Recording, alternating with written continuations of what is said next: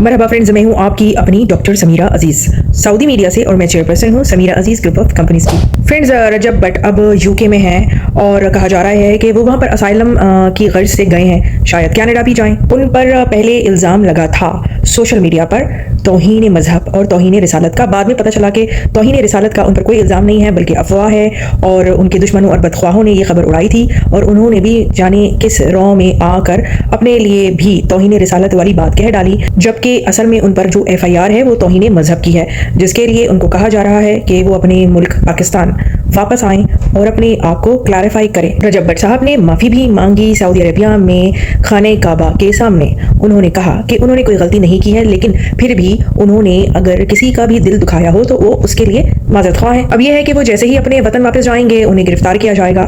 इस वजह से वो इस वक्त यूके में है। सिर्फ 2 साल का अरसा ही गुजरा है उनको यूट्यूब की दुनिया में। इससे पहले वो टिकटॉक में मशहूर थे और अपनी वालिदा के साथ उनकी जो नटखट रोजमर्रा की जिंदगी थी उसको लोग एंजॉय करते थे। मैं उनसे इतनी मुतारिफ नहीं थी फ्रेंड्स, लेकिन जब वो इस कंट्रोवर्सी में आए तो फिर मैंने उनकी वीडियोस देखी जिसमें उनकी वालिदा, उनकी बहन और उनकी जो अहलियां हैं ईमान मुझे अच्छी लगी। एक पाकिस्तान की फैमिली, उसका लाइफ स्टाइल देखने को मिला। हम लोग यहाँ सऊदी अरेबिया में रहते हैं और ये एक तरीके से मुझे अच्छा लगा कि किस तरह से एक लाहौर में रहने वाली फैमिली ज़िंदगी गुजारती है। मुझे उसमें कोई मुज़ायका नज़र नहीं आया। It's just a cultural exchange through social media. लेकिन कंजर्वेटिव लोगों को इस पर एतराज़ है। मुझे ऐसा भी लगा कि लोग उनकी तरक्की से हसद कर रहे हैं, उनसे जल रहे हैं। लेकिन कुछ रजब भट्ट साहब भी हैं जो कि बगैर सोचे समझे कुछ भी बोल देते हैं। शायद वो सीधे साधे हैं। ये भी उन्होंने अपने एक पॉडकास्ट में कहा कि रिलीज करने से पहले वो अपना पूरा व्लॉग किसी से चेक भी करवाते हैं कि इसमें कोई ऐसी चीज़ तो नहीं जिससे किसी के जज्बात को ठेस पहुंचे। खास तौर पर इस्लामी या सियासी तरह की कोई भी बात वो अपने व्लॉग में शामिल नहीं करना चाहते। Good for him. कामयाबी के साथ दुश्मन होते हैं, जलने वाले होते हैं। आप कुछ करें या ना करें तो लोग आपके पीछे पड़ जाते हैं। तो अफसोस की बात यह है कि रजब भट्ट साहब जब अपने मुल्क को छोड़कर यहाँ मिडिल ईस्ट में आए तो उस टाइम पर उनके दुश्मनों की ज़बानें उनके खिलाफ और भी ज़्यादा लंबी हो गईं। इन्हीं में एक SK777 भी थे जो यहाँ सऊदी अरेबिया में आए हुए थे। मैंने उनका एक इंटरव्यू किया था मनाहिल मलिक के साथ जब उनकी नाजेबा वीडियो वायरल हुई थी। उस सिलसिले में उन्होंने धड़ल्ले से कहा कि ये सारी वीडियोस सच्ची थी, उनका मामला कोर्ट में चल रहा है, वो जाने, अदालत जाने, अदालत का फैसला जाने।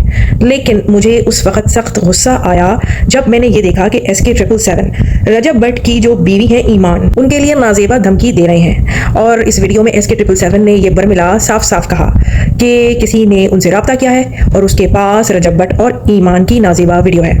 और उस वीडियो में जो SK777 कह रहे थे वो सबके सब साइबर क्राइम था और साफ लग रहा था कि अब क्योंकि रजब भट्ट मुल्क में नहीं है, मुल्क से बाहर है, परेशान है, कंट्रोवर्सी और तनाज़े का शिकार है, तो इस सूरत हाल में अब SK777 उनकी घर की खवातीन पर हमला करने के चक्कर में है।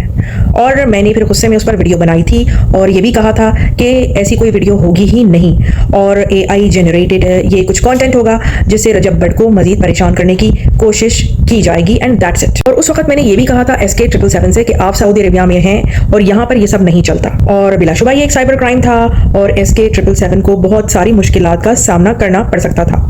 बहरहाल SK777 ने उसके बाद जो नेक्स्ट वीडियो बनाई उसमें उन्होंने पूरा एक मामला पेश किया जिसमें उन्होंने उस बहरूपिये या उस ब्लैकमेलर के साथ अपनी पूरी चैट डिक्लेयर की, उसका नंबर दिखाया और कहा कि ये तमाम बातचीत है इस नंबर से की थी और स्नैपचैट में भी उसने राब्ता किया था तो इस ब्लैकमेलर को पकड़ा जाए। और मैंने पिछली वीडियो इसलिए बनाई थी ताकि मैं इस ब्लैकमेलर को ट्रैप कर सकूं और इसको मुझ पर भरोसा हो जाए और ये मुझे वो वीडियो दे। मैंने उसके लिए इसके साथ बार्गेनिंग करके 20,000 रुपए भी इसको दिए, जिसपे इसने शायद कुछ सेकंड की 3 में से जो एक वीडियो थी वो एक वीडियो छोटी वाली उनको भेजी भी और बकौल SK के कि वो AI जनरेटेड थी, असली नहीं थी। अब ये तो मुझे नहीं मालूम कि SK777 जो है वो जो नेक्स्ट वीडियो में कह रहे थे वो दुरुस्त था या जो इससे पहले वाली वीडियो में उन्होंने कहा था वो दुरुस्त था। बहरहाल लास्ट उनकी वीडियो इस सिलसिले में यही आई कि वो जो ब्लैकमेलर है वो झूठा है।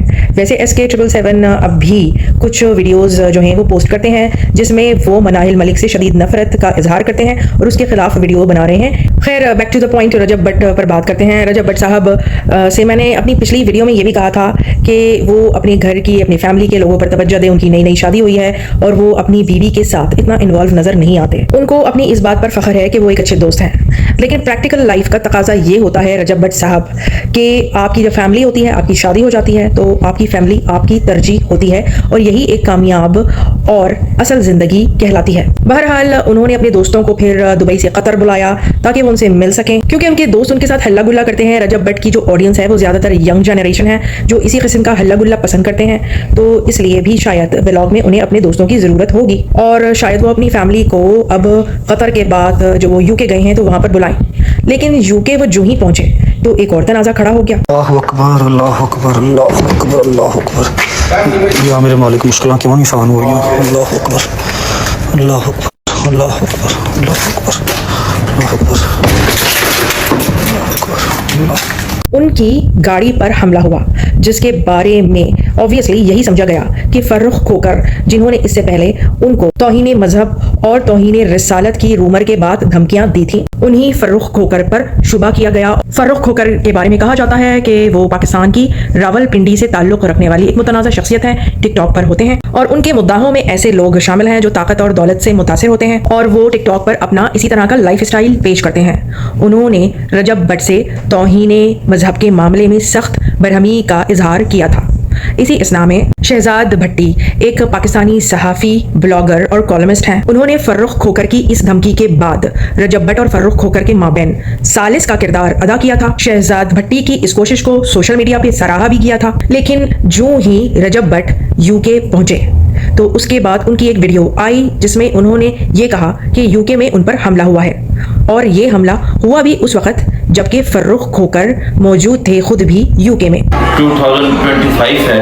आज मैं तारीख हिस्ट्री बताता हूँ कि वीडियो दोबारा आने चले। आज मैं लंदन जा रहा हूँ 4-5 दिन के लिए। जो भाई हैं वहाँ पे इंशाल्लाह उनसे मुलाकात होगी और वो रब्ता करना चाहते हैं मेरे वेरीफाइड अकाउंट में मैसेज कर दें।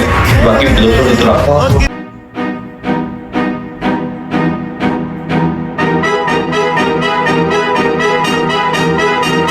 तो मैं ये स्टोरी लगा रहा हूँ, बाकी डिटेल जो है वो आपको परसों चौथ के व्लॉग में आ जाएगी। और अल्लाह की कसम, मेरे मौला की कसम, कोई प्रैंक नहीं है, कोई इसमें वो डैशबाजी नहीं है। मतलब अटैक हुआ, बड़ा जालिम किस्म का अटैक हुआ।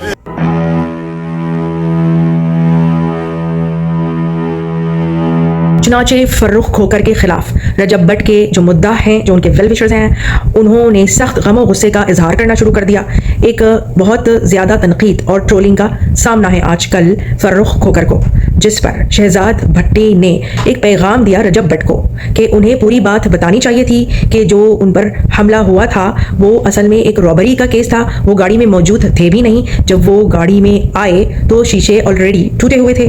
हाँ जी रजब भट्ट साहब, शहजाद भट्टी जो यहाँ पर कह रहे हैं, मैं आपको उसका उर्दू में तर्जुमा करके बता देती हूँ। उनका कहना है कि रजब भट्ट साहब, आपके लिए एक छोटा सा पैगाम है। भाईजान जरा हम पर भी रहम करें, सिर्फ अपने पर नहीं, और जो आपकी फैमिली पाकिस्तान में तकलीफ में है उन पर भी थोड़ा ख्याल करें।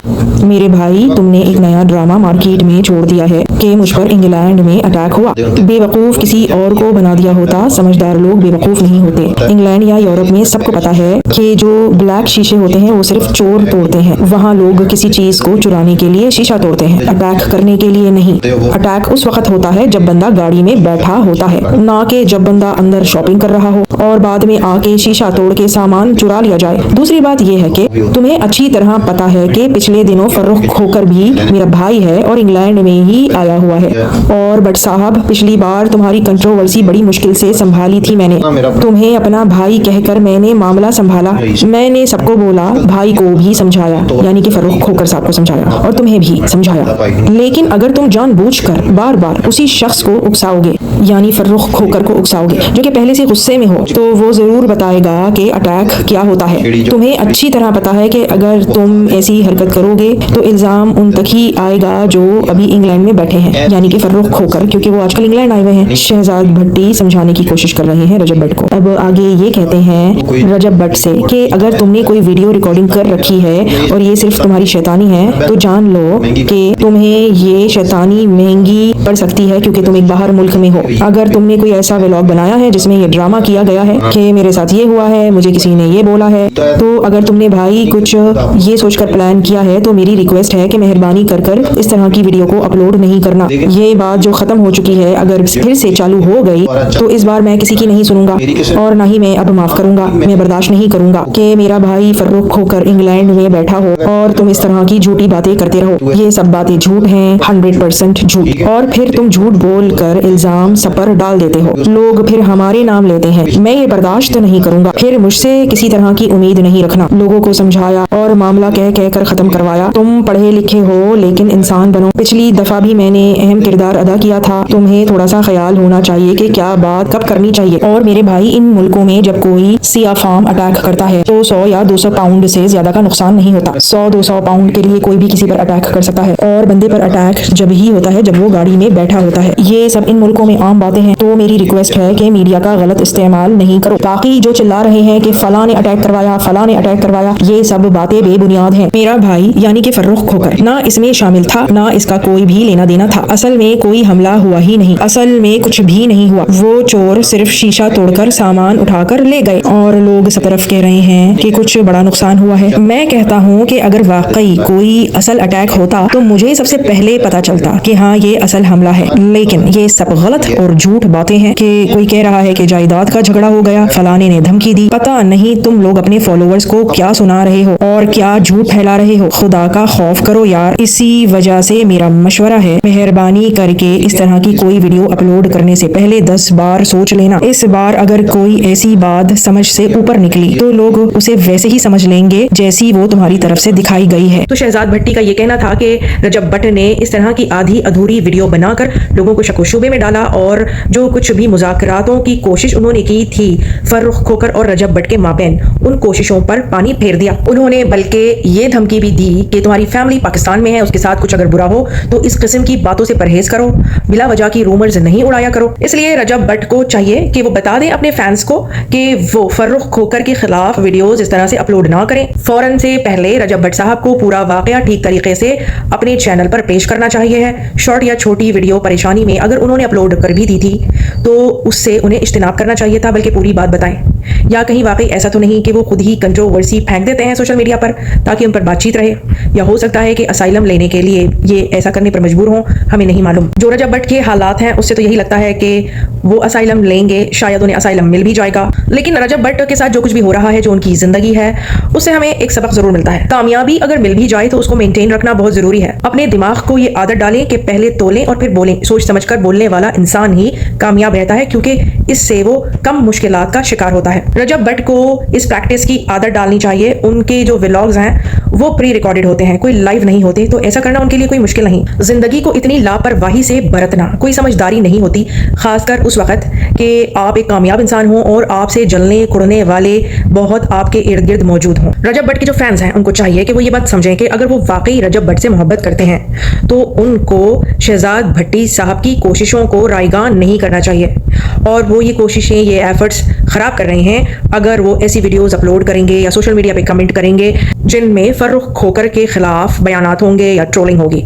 तो वो ऐसा ना करें, बल्कि फर्रुख खोकर और रजब भट्ट के माबैन मसालेहत हो जाने दें। मैं फिर आऊंगी, फिर मिलूंगी किसी नई अच्छी सी वीडियो के साथ, तज्जिए के साथ, इंफॉर्मेशन के साथ। टिल द नेक्स्ट वीडियो, अस्सलाम, बाय बाय।